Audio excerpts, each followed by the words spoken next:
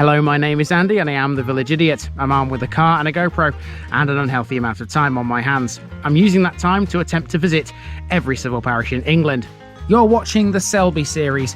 Selby is one of 11 subdivisions of the county of North Yorkshire. It's made up of 74 civil parishes, a lot of which are very small. Which one are we in this week? Today in Selby, I've got a rather large village for you that's got all sorts of things. We've got a bridge to look at, we've got a castle to look at and a castle garth, and plenty of other things besides. We are alongside the River Ouse here, and I'm beginning this one in a cemetery. This cemetery is not in the main walking route, so I've decided to start here so I can still include it. To be fair, there's plenty I might miss in this one because it's so large. Welcome to Cawood.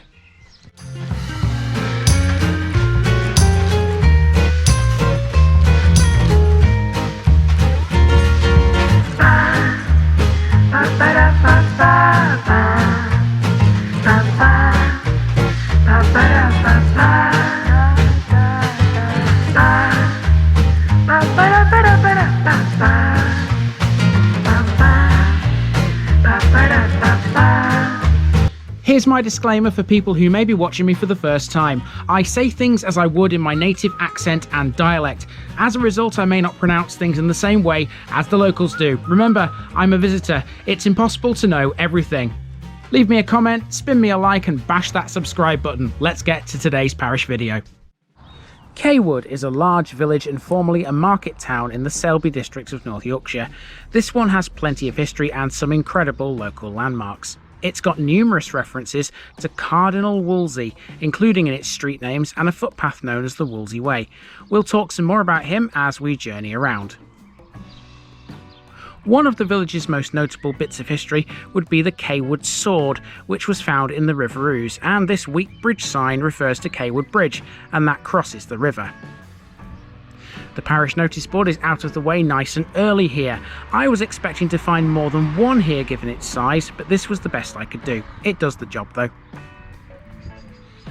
Cawood was historically part of the West Riding of Yorkshire until 1974. It's been known as Cawood before in the past, spelt with an R between the A and the W. After a walk up Bishop Dyke Road, which is the same road mentioned last week in Biggin, we're at a mini roundabout where we find Chestnut Road, heading deeper into civilization.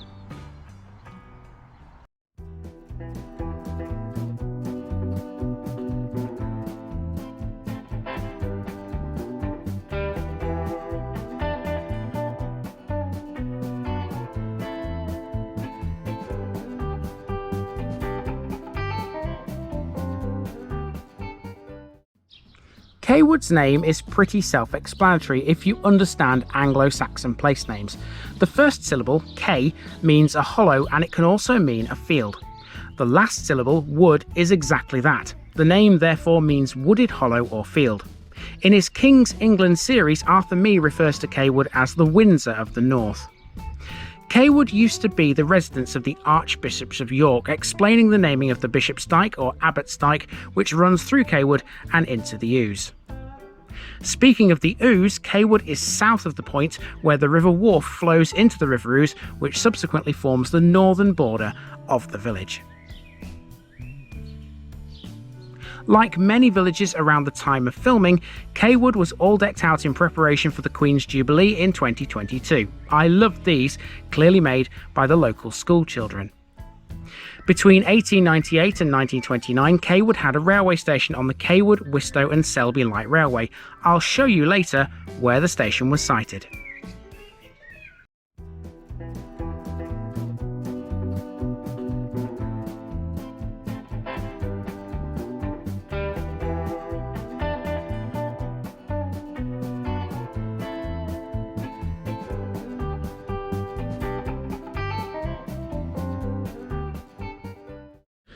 For some reason I just happened to look behind me. I'm glad I did here because I wouldn't have spotted this. Look at this. William James Almshouses, 1723, 1929, rebuilt 1984. It's these properties here.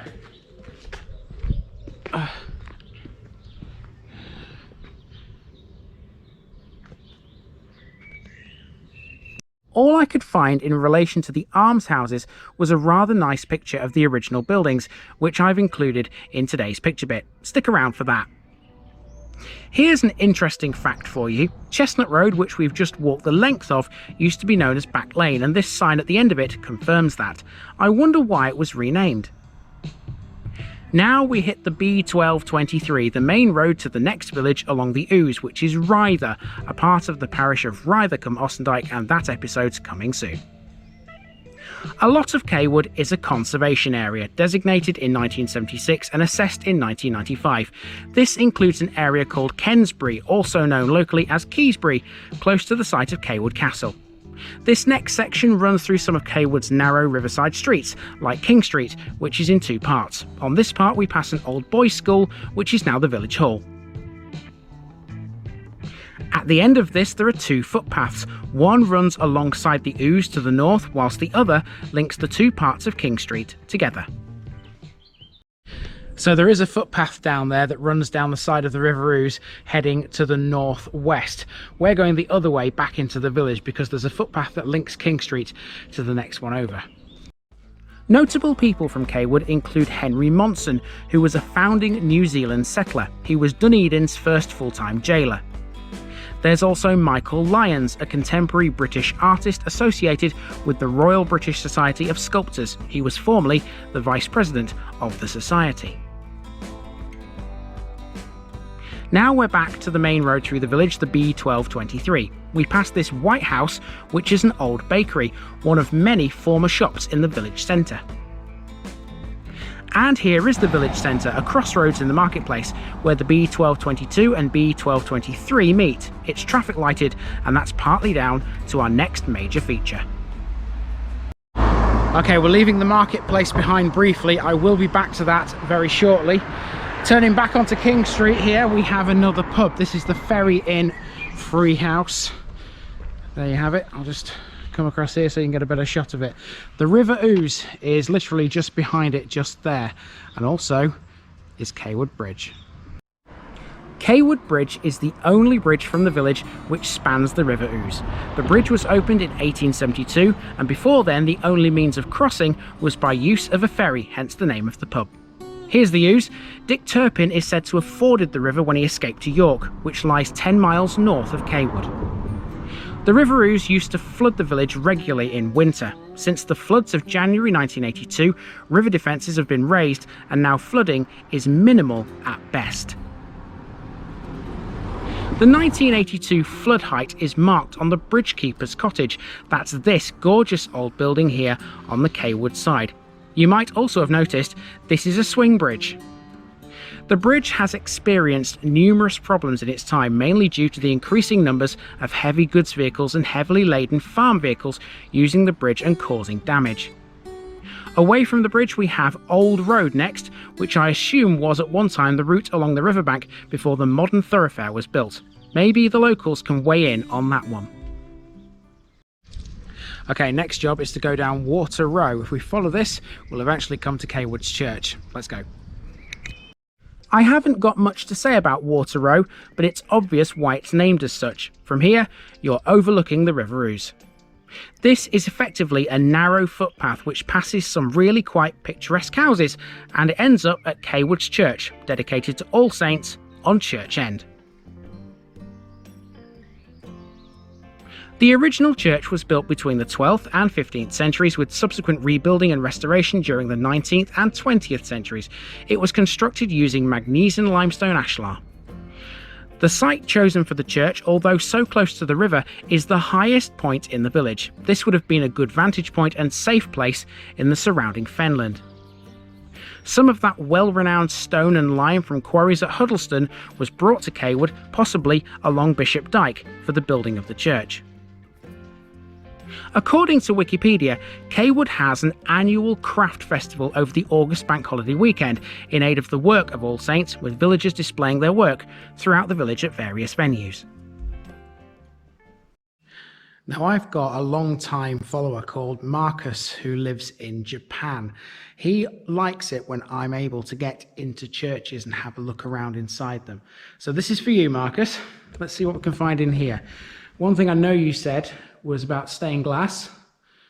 I really don't take much notice of the stained glass windows, do I, whenever I get into a church? So this is what it looks like here in Cawood. Another one here. We've also got a tablet on the wall here in memory of Elizabeth Nicholson, the beloved wife of Nicholas Nicholson, who died February 28th, 1806. Let's see what else we've got. This is quite nice. Looks like this church is used for some kind of community group on a regular basis, judging by these chairs. There's also some kind of shrine in this corner. Let's see what this is. So there's a tablet underneath, but it's very, very worn. Let's see if I can read it. No, I can't. I can't read it. So unfortunately, I can't tell you what that is. Looks interesting anyway. Oh, and the font. Where's the font? I'm sure I saw the font a moment ago. Hold on. Can't see it now. I saw the font when I walked in. Oh, it's there. There we are. People like to see the fonts too. There you go. And there you have it. That is the church at Cawood. I'll just have a quick look at the organ as well. There we go. There you are. Maybe I should do this on a bit more regular basis when I get inside a church, actually explore them properly. Okay, back outside. Let's see what else we can find in Cawood. Next up, we have a couple of footpaths which take us to Wistowgate. One of these paths is the Wolsey Way. This is named for Cardinal Wolsey, who was accused of treason. Now, you've all sung it as kids. The children's nursery rhyme Humpty Dumpty is believed to refer to Cardinal Wolsey's great fall at Cawood, where he was arrested by King Henry VIII's men. Now we're on Wistowgate, where we're going to talk pubs. We've already seen the Ferry Inn, and we're about to see the Castle Inn. There's also a third pub called the Jolly Sailor. Former village pubs include the Anchor, Thompson's Arms and the Bay Horse, but all of these have now closed, leaving just these three. The Castle Inn has a restaurant and a caravan and camping site. Now here's something the locals might be able to fill us in on. In this area, there's a few references to the word maypole. Unlike Wellow and Hemswell, I could find no maypole. Was there one, guys? At 14, Wistowgate is one of the places you might like to stay if you want to experience Cawood yourself. Maypole Farm Guest House is a 19th century former farmhouse. So to go with the Maypole B&B, this is Maypole Garth. I'm yet to see an actual maypole though, unless it's down here. This leads to the playing fields. Now we're on the playing fields. There are many sports teams based here, including amateur football team Cawood FC, who were founded in 1911 and re-established in 2013. There's also Cawood Cricket Club, who are proud members of the York and District Senior League, running 2 open-age teams on a Saturday. Cutting across the playing field, there's a decent-sized playground, and we can pick up another footpath beyond this, which takes us to Broad Lane. That's where we find the local primary school. This area might not look all that inspiring, but just beyond this is the site of the former Cawood railway station mentioned earlier.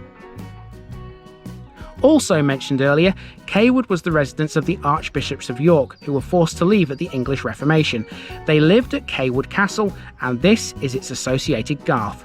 We've met a castle garth before. Garth literally means garden, and this one is a scheduled ancient monument, under which are the remains of the castle. There's some water features too. So halfway through the garth, we've come across a pond, and there's a board here, and this says it was one of 5 original fish ponds. And there it is right there. Let's head for the castle now. The only remaining parts of the castle are the gatehouse and the banqueting hall. The foundations of some other structures remain, as well as the castle's cellar, which was excavated in the 19th century. The gatehouse has been restored as a holiday home. This served as a courthouse until the 1930s, before being used as an officers' mess and a building for the Home Guard during World War II. There were more modern farm buildings and a wall along the road, which were removed when the Landmark Trust took over and the castle was restored. Notable people who died in Cawood include 6 Archbishops of York: William Greenfield, William Melton, Thomas Rotherham, John Thoresby, William Zouch and George Montaigne. To finish off, we take a walk through the marketplace to Sherburn Street, passing the Jolly Sailor, the third pub. In the 19th century, Cawood held a weekly market on Wednesdays. Cawood used to have a wide selection of shops. During the 20th century, these gradually closed as the village commercial life became dominated by the nearby market towns of Selby, Leeds and York. Okay, so I've made it to Sherburn Street, which is the last part of the walk. Behind me, there's an old chapel, and in front of me, I've got a very narrow road with terraces on either side, and it's a fairly longish walk down to where the car's parked at the south of the village. Time for you guys to have the picture bit.